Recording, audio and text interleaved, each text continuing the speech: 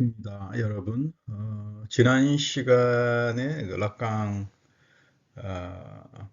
법원 막후제 그 내용에 이어서 오늘은 이 락강이 갖는 이런 인식론적인 틀, 어떤 철학적인 틀, 이 화면에 보이는 책은 이제 락강이 임마누엘 칸트의 철학하고 사드라고 하는 성도착 증세를 가지고 프랑스 혁명 당시에 이제 그 소설화하고 이른바 사디즘으로 알려져 있죠. 이런 칸트와 사드에 대한 락강 또는 그 락강의 제자인 지젝 이런 쪽으로 접근하는 부분들을 좀 살펴보도록 하겠습니다. 칸트와 실제에게 이 락강의 인식론적인 틀은 철학적으로 상당히 절충주의화가 돼 있어요. 그러니까 칸트의 물 자체를 락강이 자신의 실제계다 뭐 이런 쪽으로 이제 벤치마킹을 하는데, 뭐 실제계라고 하는 게 무슨 어떤 상징계를 넘어서 있는 건 아니고 결핍들이 이제 그 안에 담겨져 있어서 인간의 의식을 숭숭 뭐 이렇게 구멍을 뚫면서 이제 위협하고 들어온다 뭐 이런 식으로. 그러니까 이런 실제계는 언어를 통해서 정신증세 환자들의 언어를 통해서 접근하지만, 칸트가 물 자체는 접근할 수 없다 그러잖아요. 인식 접근이 안 되니까 여전히 이제 접근은 어렵다 뭐 이런 식으로 이제 수용을 합니다. 그러니까 그 유아 단계에서 자아의 단계죠. 6개월에서 18개월 동안은 거울의 단계에서 해겔의 주인과 노예 인종 투쟁을 갖다 놓고, 이 실제계라고 하는 것은 상징계 안에 구멍을 뚫고 나타나는 인간의 의식에, 그러나 여전히 언어적으로 접근하기는 어려운 뭐 이런 식의 칸트와 헤겔의 어떤 절충주의적인 틀을 가지고 자신의 정신분석학적인 세계를 만든다고 볼 수 있어요. 물 자체 또는 라쇼우즈, 물이라고 합니다만은 독일말로는 뭐 다스팅 이렇게 말하는데, 이거는 이제 유아기의 원초적인 어머니의 몸을 이제 경험한 그 세계예요. 그러다가 거울 단계에서는 자 6개월에서 18개월 사이에 이 소외와 분열을 경험한다. 거울을 보면서 자기로 착각하고 이런 최초의 나르시즘적인 자기 동일성, 또 자신의 파편화된 몸에 대한 그런 분열된 의식을 소외로 이제 경험한다. 그러니까 이렇게 이미 일찍이 소외가 된 자는, 파편화가 된 자는 뭐 초등학교를 다니고 상징계로 진입하면서, 이 상징계는 우리 전체 문화사회 전반에 걸친 이야기입니다. 이 주체에, 이 상징계로 들어갈 때를 이제 주체라고 이야기해요. 주체에 이미 이전 단계의 거울의 단계에서 자아의 분열이 각인이 되어 있다. 그러니까 이 상징계라고 하는 것은 대타자, 나의 주체하고는 상관없이, 상징계는 학교랄지 법이랄지 국가랄지 모든 나하고는 상관없는 이 대타자가 지배를 합니다. 법도 지켜야 되고, 학교에 가면 학교의 규율도 지켜야 되고, 뭐 직장에 들어가게 되면 직장의 규율도 지켜야 되고, 다 대타자의 지배 안에, 관리 안에 들어와 있고, 뭐 여기에 잘 적응이 되면 잉여주의상스, 쾌락을 누리는 잉여, 이런 잉여의 쾌락을 하나의 대리만족으로 갈 수 있다. 뭐 좋은 학교 나와서 좋은 직장 가지면 그만큼 자기가 누리는 특권이나 또는 쾌락이나 이런 것들이 이제 오는데, 그러나 그건 대리만족이고 파생적인 거지, 상징계가 인위적으로 만들어 놓은 파생적인 거지, 이 본래적인 유아기 당대의 원초적인 어머니에 대한 그 몸에 대한 어떤 물 자체에 대한 경험을 대신하지 못한다.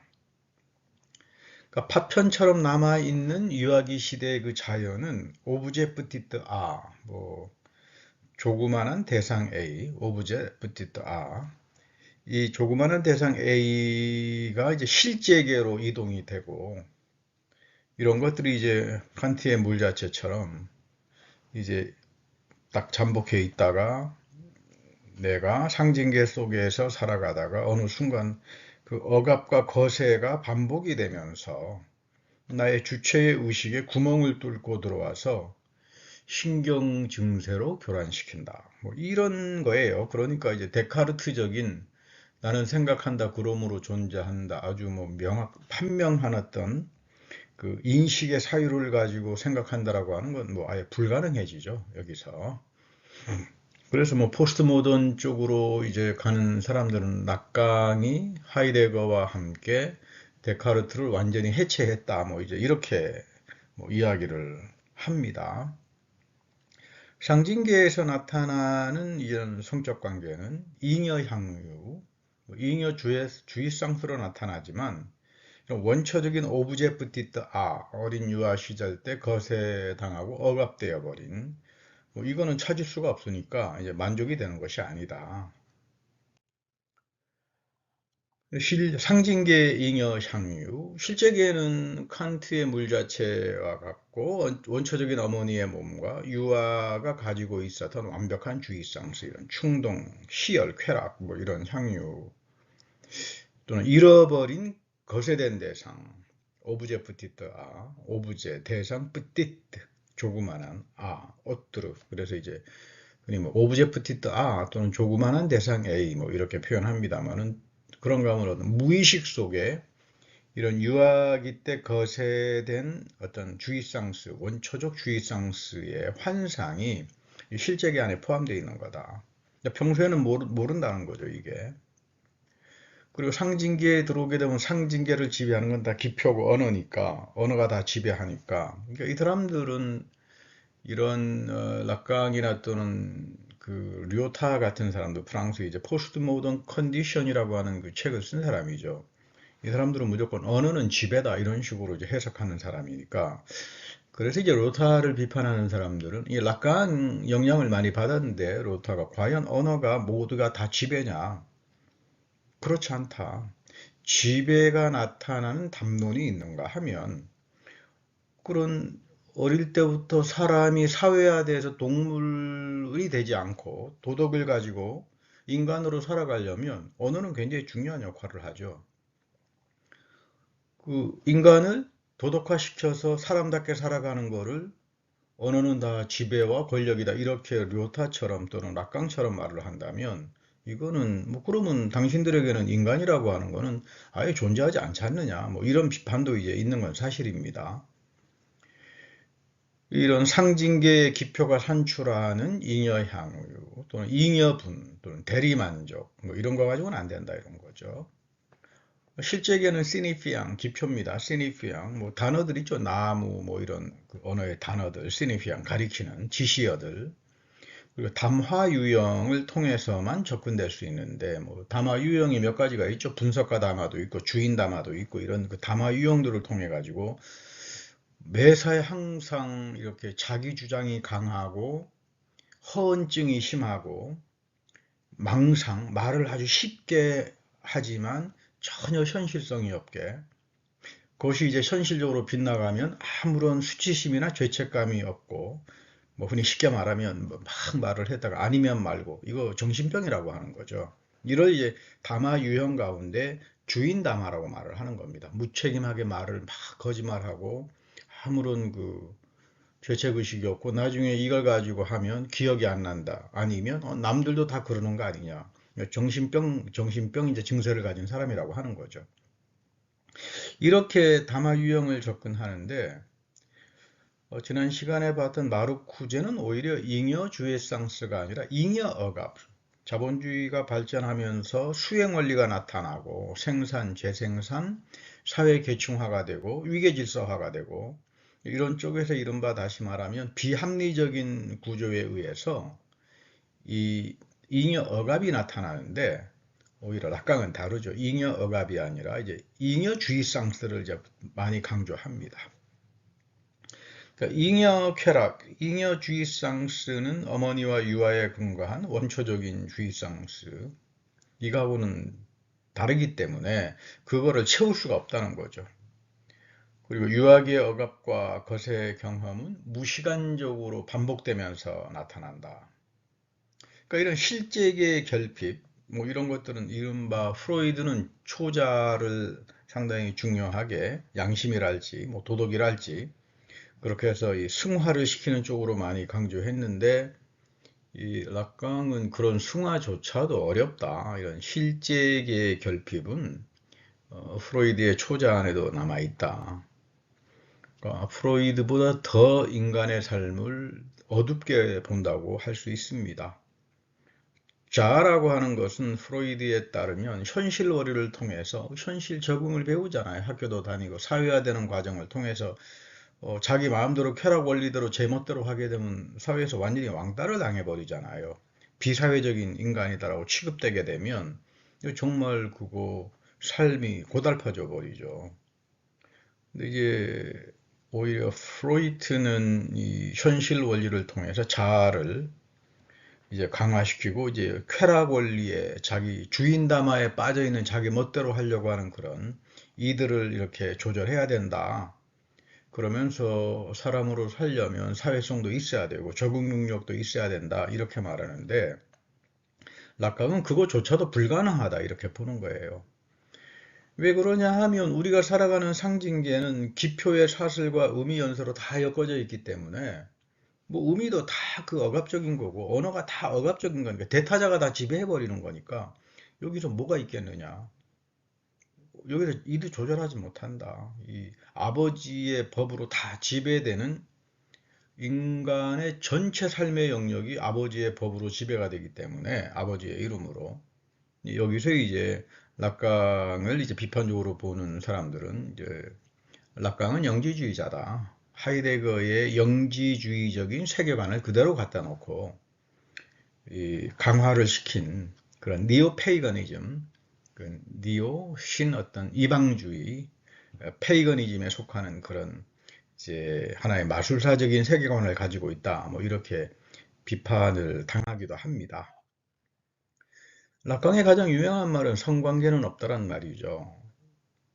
그러니까 심지어 프로이트나 마르쿠제는 문명의 이 에로스적인 생, 그 에로스적인 생이라고 하는 거는 불멸에 대한 사랑이잖아요. 결혼을 해서 아이들이 나오면 자식들을 사랑하고 또 내가 속해 있는 사회, 제도, 문화 이런 것들을 사랑으로 채우는 이런 생의 원리도 이 실제계에 속해 있는 죽음 중동, 이른바 유아기 때 원초적으로 거세되어 버린 오브제 뿌티타 이거 넘어서지 못한다.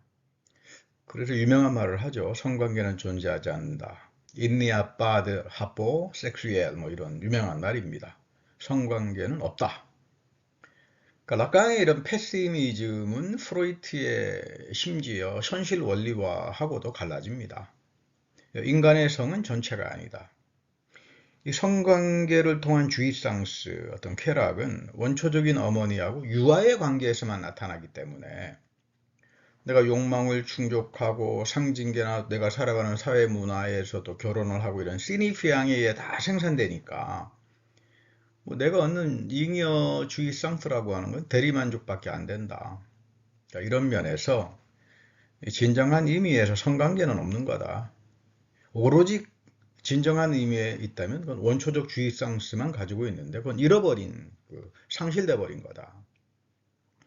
그리고 여성의 주의상스는 남성과 다르고 이러한 다름이 성관계의 결핍부 또는 부재로 나타나고 원초적인 오이디푸스적인 거세 경험으로 인해서 남성은 여성에 대해서 어떤 주의상스를 갖지 못한다. 그러니까 역으로 말하면 여성은 남성의 원초적 주의상수를 충족시킬 수 있는 그런 전체가 절대 되지 못한다. 그래서 이제 유명한 성관계는 없다.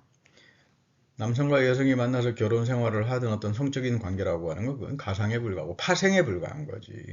이제 이 부분 때문에 이제 락강을 둘러싼 페미니스트들이 엄청난 논쟁들이 벌어지죠.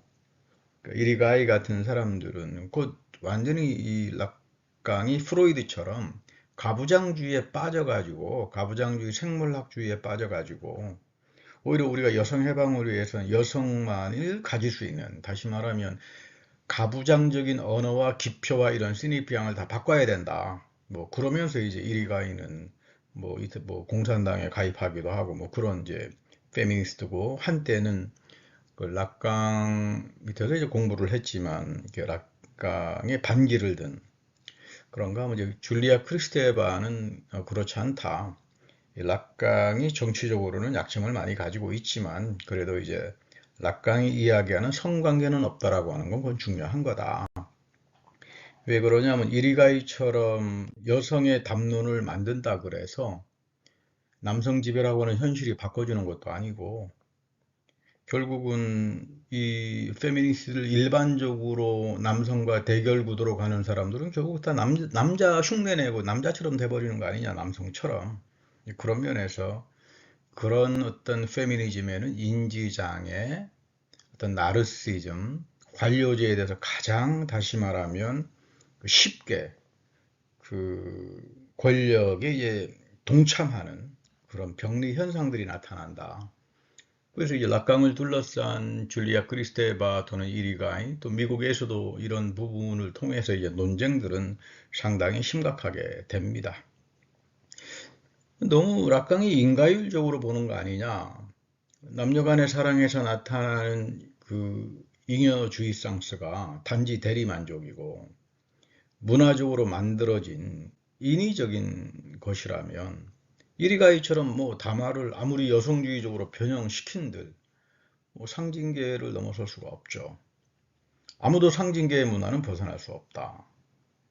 억압적인 문명의 담화에서 갈등과 대립이 생길 때 항상 병리현상, 증상들이 나타나니까, 이런 증상이 강박 증세로 드러날 때 오브젝트 조그만 대상 A가 구멍을 만들면서 출현하니까 오히려 이런 여성 해방 운동하는 사람들이 정신 증세 환자들이다, 히스테리 환자들이다, 이런 식으로 이제 비판이 또 나타나기도 하죠.